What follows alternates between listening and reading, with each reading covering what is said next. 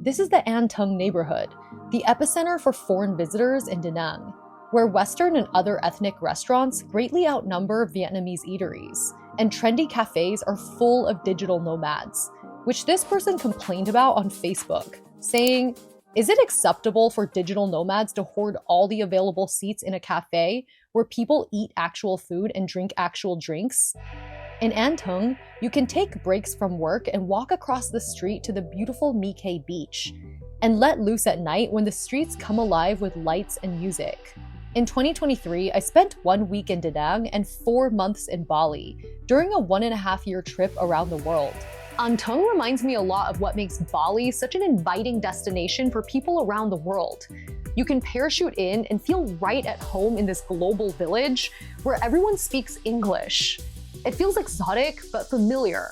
But for many people like me, the biggest difference from home is now you can live like a queen, because your dollar stretches so much further. I could never afford to consume this caliber of food, lattes, and cocktails in such hip, trendy establishments every day in my hometown of Los Angeles, California. But I can in Da Nang and Bali, where food and beverage is at least 3 times cheaper. Da Nang is now competing with Bali as a digital nomad destination and appealing to a similar wanderlusty crowd, searching for the same comforts. Some of the most popular cafes in An Thuong even look very similar to popular cafes in Bali, with the same beachy chic elements. So I was thinking, wow, like maybe An Thuong is like this digital nomad heaven. It is. Yeah. I mean, if you can earn that much, you don't care much of the crowd, and you don't care much of the culture. They say that Da Nang is becoming the new Bali. So if they talk about the tourist area in An Thuong, it definitely is. During the pandemic, which left An Thuong a ghost town, Da Nang invested millions of dollars into upgrading the neighborhood in order to attract more international visitors post-pandemic. The city upgraded infrastructure, including roads and pavement, green spaces, power and lighting, drainage, surveillance cameras, and Wi-Fi. The city officially designated this area the An Thuong Tourist Streets in 2022. That investment has clearly paid off. Da Nang only has a population of less than 1.5 million people, but the city welcomed more than 4 million foreign visitors in 2024, an increase of 36% from the year before, and nearly 1.3 million foreign visitors in just the first 3 months of 2025, up 42% from a year before. But following Bali's playbook brings with it similar consequences that have long plagued the island nation. An Thuong and the larger beach area is a world that feels increasingly unfamiliar and inaccessible to a lot of locals and longtime expats, culturally and financially. I was there just 3 days ago. But then we couldn't stand it because it's just too noisy, people partying. So yeah, and then they sing karaoke on the street as well. So now city center become like a theme park to me.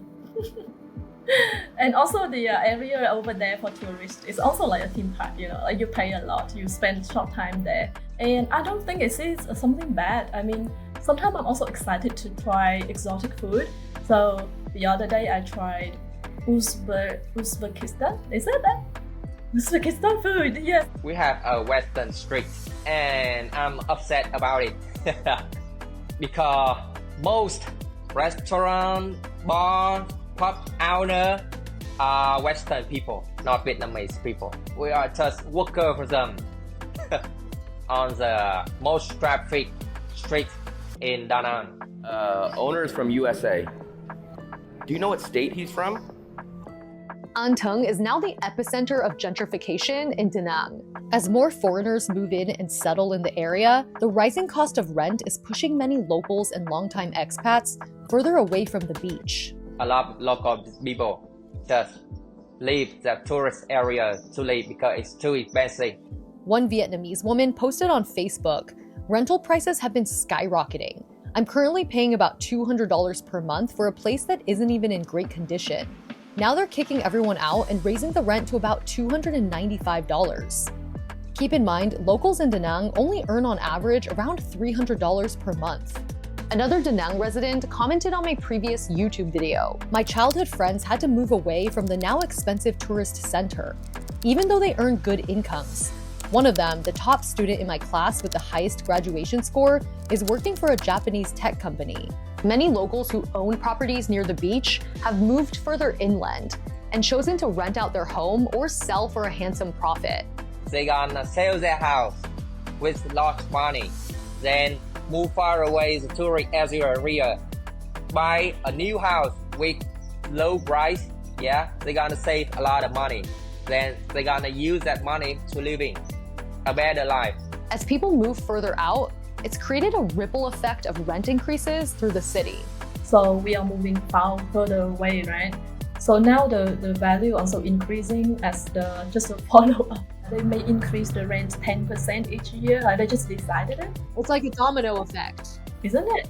Yeah. The gentrification happening in Da Nang is likely only just beginning. An Thuong is only a small part of the city's tourism ambitions.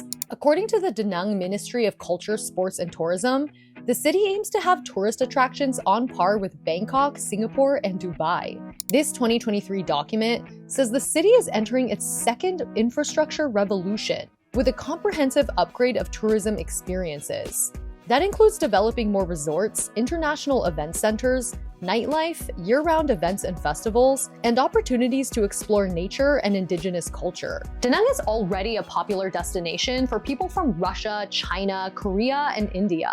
The city wants to attract more visitors from the US, Australia, Northern Europe, the Middle East, Kazakhstan, and Uzbekistan, according to the Da Nang Department of Tourism. If you liked this video, you might enjoy my other video, breaking down the top 4 ways Da Nang now resembles notorious party island Bali, Indonesia, and whether or not that's a bad thing.